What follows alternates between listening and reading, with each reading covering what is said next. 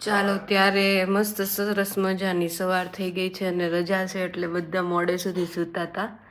તો હવે શું કહેવાય, બ્રેકફાસ્ટ થઈ ગયો છે રેડી. વેદાબેણાએ ખાઈ લીધું છે, બગાડી મેળ્યું બધું. પૌવા બનાવ્યા હતા અને અમારે હજી બાકી જ પૌવા ને ચા મસ્ત ગરમ ગરમ. અને આજે છે 1લી મે, ગુજરાત સ્થાપના દિવસ. અને અમે લોકોએ થોડાક મહિના પહેલાં એક પોડકાસ્ટ બનાવ્યો, એટલે મેં નહોતો બનાવ્યો, હું હોસ્ટ હતી. તો અહીંયા છે ને એક મહર્ષિભાઈ કરીને છે સ્ટુટગાર્ટ સિટીમાં, જે આપણા ગુજરાતી ફેમિલીના બાળકો હોય ને એને ગુજરાતી શીખવાડે છે ફ્રી ઓફ કોસ્ટ. તો એ પોડકાસ્ટ તમે જોઈ આવજો, જે લોકો ઇન્ટરેસ્ટેડ હોય પોતાના બાળકોને ગુજરાતી શીખવવામાં.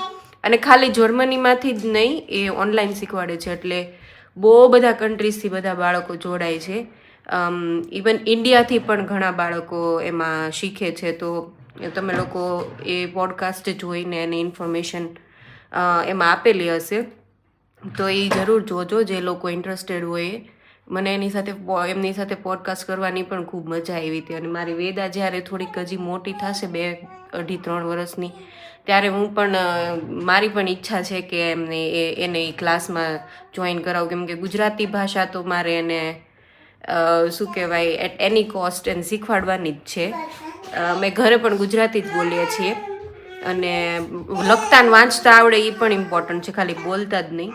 એટલે એ બહુ સારું કામ કરે છે. મહર્ષિભાઈને ને એમના ફ્રેન્ડ્સ છે, એમણે ચાલુ કર્યું છે ઘણા વર્ષોથી. તો એ તમે જોઈ આવજો, બરાબર. ચાલો, એ કાંટો મારવા નીકળ્યા છીએ. અને આ આશ્રમ જવાનો પ્લાન આજે તો કેન્સલ રાખ્યો છે. મારી તબિયત થોડીક ડાઉન હતી ને, એટલે કાલે થોડુંક બરાબર હશે ને તો જ આજશું, નગર પછી નેક્સ્ટ વીકેન્ડ પ્લાન કરીએ છીએ. અને ફૂલડા જો કેટલા મસ્ત લાગે છે. તડકો આવે ને એટલે એટલા સરસ મજાના ખીલી જાય. અને આજ ફૂલડા તડકો વયો જાય ને એટલે બંધ થઈ જાય પાંખડીઓ. અત્યારે એટલું મસ્ત લાગે છે. અને પવન છે જો, તડકો તો જો મસ્ત, એકદમ મજા આવી જાય. મારા વેદાબેનને તડકો મોઢે આવે ને એટલે જરી કંઈ ન ગમે. હવે એનું શું કરવાનું, આપણે શીખી જશે ધીરે ધીરે, બીજું શું. અને બાકી મહર્ષિભાઈ આ કામ કરે છે અહીંયા ગુજરાતી ભાષા શીખવવાનું, એટલે એ સારું છે. બાકી મને આના માટે હંમેશા, વેદા માટે હંમેશા એ ટેન્શન રહે કે હું એને કેવી રીતે શીખવાડીશ વાંચતા ને લખતાય તે. તો મેં એવું વિચાર્યું હતું કે જો અહીંયા મને એવું કાંઈ નહીં મળે ને તો હું એને ઇન્ડિયા મોકલી દઈશ. જો એ બોલતી નહીં હોય ને ગુજરાતી, તો ઇન્ડિયા 6 મહિના માટે એને મોકલી દઈશ. ત્યાંથી તો એ પછી શીખીને જાવ. કેમ કે મારા એક ફ્રેન્ડ છે ને, એને મોકલી હતી એને ડોટરને, અને પછી તો એનું ગુજરાતી પ્રોપર થઈ ગયું હતું એમ. એટલે એ એક આઈડિયા સારો છે કે ઇન્ડિયા મોકલી દઈએ એમ. એટલે એવું જ કંઈક કરવું છે, ઈચ્છા છે મોકલવાની. જો નહીં બહુ શીખીએ કે ને તો. બાકી આ ઓપ્શન તો ઓન છે જ તે મહર્ષિભાઈ વાળો, એ બહુ મને ગમ્યું. તમે લોકોએ જરૂર ટ્રાય કરજો, જે લોકોને કન્સર્ન હોય પોતાના બાળકને શીખવવાની. ગુજરાતી હોવી જ જોઈએ હું તો કહું. કેમ કે પછી જો એને એ નહીં શીખે ને તો ત્યાં ડેડ એન્ડ થઈ જશે. પછી એને આગળની જનરેશનને પોતાને જ નહીં આવડતું હોય તો હું શીખવવાની. પછી આપણી પૂરું થઈ જશે ત્યાં કાંઈ. પછી એનામાં બીજી સંસ્કૃતિ આવી જશે અને એ ખબર નહીં કેવી હશે એ. એટલે આપણે આપણી રીતે ટ્રાય તો કરવી જ પડે આપણા બાળકને આપણી સંસ્કૃતિનો વારસો આપવાની. પૂરી ટ્રાય કરીશું. ઇવન ઇન્ડિયામાં રહેતા લોકોને પણ આ સજેશન છે કે ઇંગ્લિશ કરતાં ગુજરાતી, ઇંગ્લિશને તમે મહત્ત્વ આપો વાંધો નહીં, પણ આપણી ગુજરાતી ભાષાને સાઈડ લાઈન ના કરી દેતા. કેમ કે ઇંગ્લિશ મીડિયમમાં જતું બાળક હોય ને એને પછી ગુજરાતી વાંચવામાં તકલીફ બહુ પડે. તો એ એક બહુ મોટી કન્સર્ન છે, મતલબ ચિંતાજનક વાત છે કે એને વાંચવા લખવામાં તકલીફ પડે. ખાલી બોલતા આવડે તો પછી એ પ્રોબ્લેમેટિક થઈ જશે, હે ને બચ્ચું. એકદમ સીધી દાંડી હોય ને પછી ઝાડા ને મટકા કુલ્ફી જેવું લાગે. અને આ રોડ જો એકદમ રિફ્લેક્ટ, ફોટોમાં વિડીયોમાં એટલું રિફ્લેક્ટ નથી થતું, રિયલમાં વધારે રિફ્લેક્ટ થાય છે. હવે ફેમિલી એવું છે કાર. હવે સરસ લાગે આમ હેલા જતા હોય ને તો બધું ગ્રીન ગ્રીન, વચ્ચે એકદમ વ્હાઈટ રોડ, એવું સરસ લાગે ને. એ થોડુંક ઘાસ કાપ્યું છે જો ને, એટલે સરસ લાગે છે, મસ્ત મજા આવે. આ તો મતલબ લોંગ વીકેન્ડ છે ને તો જાજા બધા ફરવા જોઈ ગયા હશે, એટલે એટલા બધા દેખાતા નથી. અને આજે સ્ટોર ને એવું બંધ હોય પાછું, એટલે કોઈ નથી દેખાતું. નગર તો ખુલ્લું હોય. આજે આઈસ્ક્રીમની શોપ ઉપર લાઈન હશે લાંબી. ઓલો ગાર્ડન છે ને એની પાસે તે આઈસ્ક્રીમની શોપ છે, તો એમાં જે લાંબી લાઈન હોય ખતરનાક. હજી અમારે વેદાબેનને ખબર નથી પડતી ત્યાં સુધી હાલે. ઓ ચેરીનું ઝાડ છે, છોટી છોટી ચેરીઓ આવી ગઈ છે, નાની નાની એકદમ છે, ક્યુટ ક્યુટ. વાવ. પણ અહીંયા છે ને બહુ ઊંચું છે એટલે ઉતારવામાં તકલીફ પડે. જે લોકો હાઈટવાળા હોય ને જર્મન્સ, એ લોકો નીચે નીચે લઈ લે. નીચે હાવ નીચેનું છે એ બહુ હાઈટ જ છે, તો આપણે તો વારો ન આવે. આમાંથી તોડીએ કે આ એકદમ પબ્લિક પ્લેસ ઉપર છે, મતલબ કોઈનું પ્રાઇવેટ નથી એટલે. તો પણ આમ ઊંચું એટલું છે ને. અને અમે રહેતા પહેલાં એ સિટીમાં હતું મારા ઘરમાં જ તે, પણ એમાં એ વર્ષે ચેરીનો ફાલ ઓછો આવ્યો હતો. અને દાદાની એ બધા ઘરે જ હોય એટલે એ લોકો તોડ લે, બાકી બીજા એપાર્ટમેન્ટમાં હતા એ બધા હાઈટવાળા એ બધા તોડી લે. આપણે પછી રહી જાય ઉપર ઉપર હોય, એ જ કંઈ આવે નહીં પછી, એવું હતું. આવા વેધરમાં હિંચકો ખાલી બહુ રેર હોય, મળી ગયો.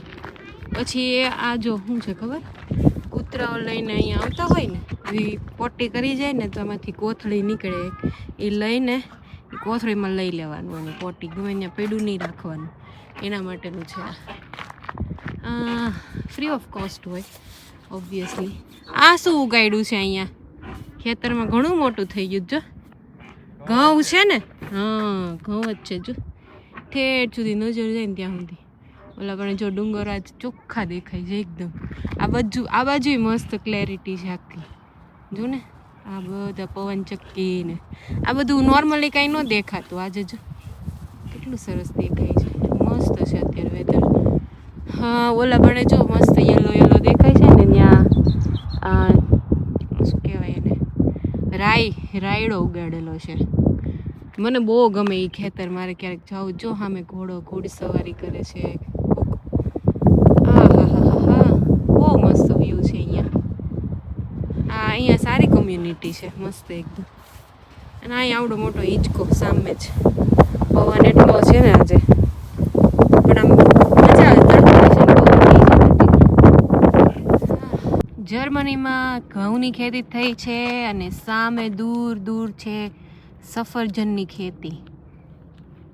આ બીજા એક પ્રકારના સફરજન છે, આ એક બીજા પ્રકારના સફરજન છે. અને અહીંયા ઘઉં ઉગાડ્યા છે. મસ્ત મજાનો તડકો છે અને સરસ મજાના ડુંગરો અને ખેતરોની વચ્ચે અમે વેદાબેનને લઈને ચાલવા નીકળ્યા છીએ. મજાની એને સરસ મજાનો પવન વાય છે અને તડકો પણ એટલો સરસ છે ને, એટલે બહુ મજા આવે છે. આવું રહે ને તો ખૂબ મજા આવે અહીંયા રહેવાની. હા અને અહીંયા ચાલવાનો પટ્ટો છે સરસ મજાનો. વિટામિન ડીની કમી ન થાય જો આવું વેધર હોય ને તો. શિયાળામાં થોડુંક વધારે તકલીફ રહી, પણ ઉનાળામાં એટલી જ મજા આવે. ઇન્ડિયાની થોડીક ઓછી યાદ આવે. આવતી તો હોય જ પણ ઓછી યાદ આવે. આપણે ત્યાં ઘઉં ને શું કહેવાય કપાસ ને એવું થતું હોય, અહીંયા ઘઉં ને સફરજનની હારે ખેતી થાય. કેટલું આમ વાતાવરણ અનુકૂળ હોય એ રીતનું થાય. અહીંયા એવું વાતાવરણ હોય કે ઘઉં ને સફરજન બંને થઈ શકે એકસાથે. બાકી આપણે ત્યાં તો કાશ્મીરમાં સાઈડ થાય, ઓલો હિમાચલ સાઈડ સફરજન ને એવું બધું, ત્યાં ઘઉં નહીં થતા હોય એવું છે. અહીંયા તો અલગ જ છે વાતાવરણ. ચાલો વેદાબેને એના પાસ્તા ખાઈ લીધા છે. એણે જાતે ચમચીથી ખાધું. થોડુંક ખાઈ લે ને પેટ ભરાઈ જાય એટલે પછી એને જાતે ટ્રાય કરવું હોય. અને પ્રોપર ખાતી હતી, મતલબ ચમચીથી આમ પ્રોપર. અને મતલબ 1.5 વર્ષની થઈને ચમચીથી ખાતા શીખી ગઈ એટલે બહુ સારી વાત કહેવાય. જનરલી હજી આટલું નાનું બચ્ચું ન શીખે, પણ મને તો બહુ નવાઈ લાગી. મને લાગે કીટામાંથી શીખી હશે એવું મને લાગ્યું. પહેલાંય ટ્રાય કરતી પણ આટલું સરસ ન આવડતું. હવે આમ સરસ ખાય છે, હજી પ્રોપર શીખી જશે થોડોક ટાઈમમાં. મસ્ત. આજે મેં છે ને થોડીક અલગ પાસ્તા બનાવ્યા તેના માટે. કયા ઓલા કેવી દાળ આવે, આ મસૂર દાળ આવે ને એના પાસ્તા આજે ટ્રાય કરાવ્યા હતા. હું બતાવી દઉં એના બનાવ્યા હતા ને. જો આમાં ક્યાં ગઈ મારી મસૂર દાળ? જો આવા નકરી મસૂર દાળ બને ને એનો લોટના પાસ્તા આવે છે આવા. આ ડીએમમાંથી જ લીધા હતા. આ મેં આજ બનાવ્યા હતા તો એને એટલી મજા આવી ગઈ. એક ચીઝની સ્લાઇસે ખાઈ ગયા. હારે અલગ નાખવાની ભૂલી ગઈ હતી હું, મેં અલગ આપી દીધી. નવી કેપ પહેરીને પછી કાર ચલાવવાની હોય. હવે હાલો 3 કેપ લીધી હતી, એક કીટામાં આપી અને એક ઘરે વાપરતા હતા. એ મળતી નથી ત્યાં નવી કાઢી. હા ક્યાં તમે ખોયા છો બેન? ચાલો તમારી કાર ચલાવો. એ પાપા આ છોરી તમારી નથી આવતી જો કાર ચલાવવાની. ચલ ચલ ચલ ચલ ચલ ચલ चल चल चल चल चल चल चल चल चल चल चल चल चल कार चलो चलो चलो चलो हॉर्न वगाड़ो. बेसी जाओ चलो चलो चलो चलो चलो पापा बेसाडो.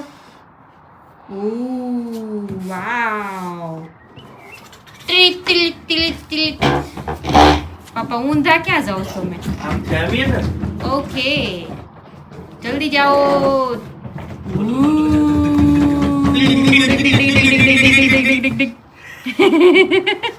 વેદાબેન ને મેંગો ટાઈમ ચાલે છે. યમી યમી મેંગો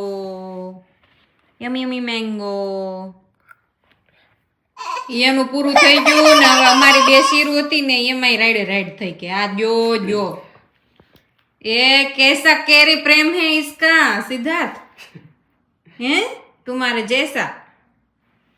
बापा रे छोकरी द्यो ખાતી જાય છે આગળ કે જો આમ જોત ખરા રે ભગવાન આ છોકરી છે કઈ હે આગળ ગોઠલું દે ને તો ગોઠલું સુઈ જાહે.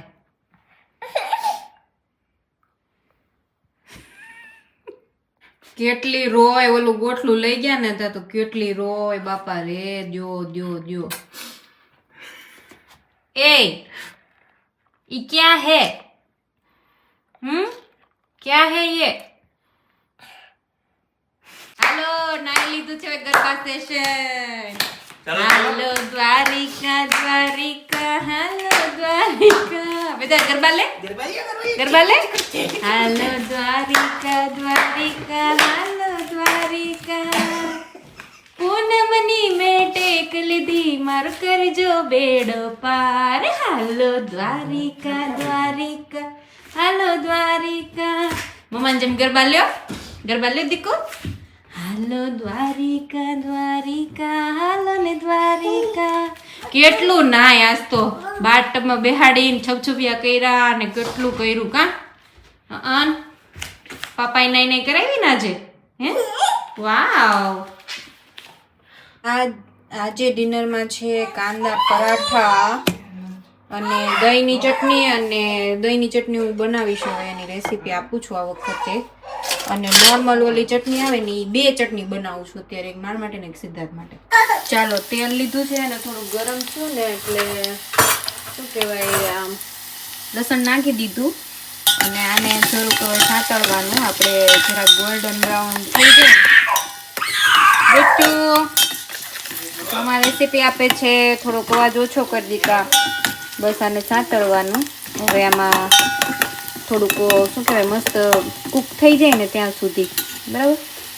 જો આવું થઈ જાય ને થોડુંક વધારે બ્રાઉન થઈ ગયું પણ આવું થઈ જાય ને એટલે ધાણા નાખી દેવાના બરાબર.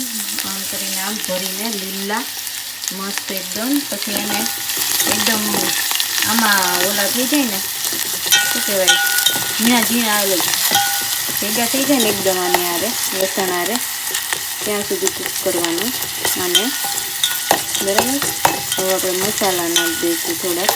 આ થોડાક ધાણા હજી ઓછા થઈ જાય ને એટલે ગેસ મારો બંધ જ છે પણ આ પ્લેટ હોટ ઓલી છે ને લોખંડની એટલે શું કહેવાય ચાલુ બંધ રાખીને તો ગરમ એટલું હોય આમાં. ચાલો ધાણા ઓછા થઈ ગયા છે. હવે આમાં મસાલા કરી નાખીએ. મેં હિંગ નાખી દીધી છે થોડીક વધારે હજી નાખી દો. હિંગ નાખી પછી ધાણા જીરું પાવડર પછી આ તીખું મરચું હું ઓછું નાખું છું બહુ વધારે નથી નાખતી પણ આમાં તમે વધારે પણ ઉમેરી શકો.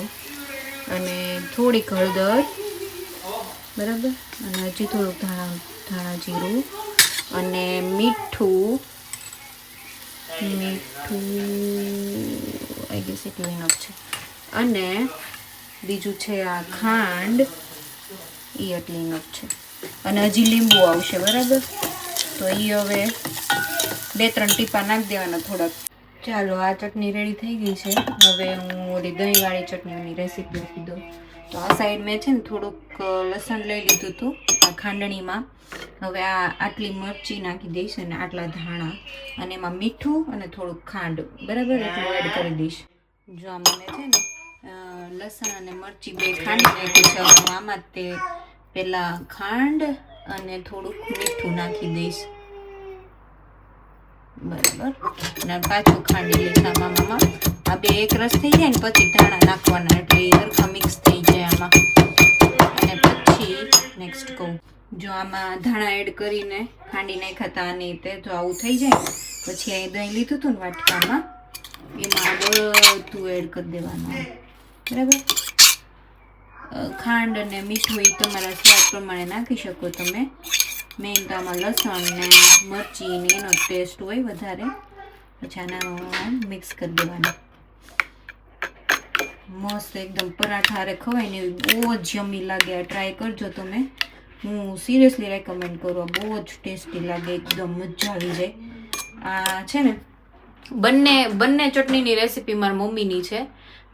કેમ કે હું નાની હતી ને ત્યારે આ બહુ ખાધી છે મેં, એટલે પછી અહીંયા આવ્યા પછી મતલબ લગ્ન થયા પછી પણ બનાવતી હું એમ. ચાલો ભાઈ, કાંદા પરાઠા લઈ લીધા છે. અંદર કાંદાનું સ્ટફિંગ છે, બીજું કાંઈ નથી. કાંદા પરાઠા કેવું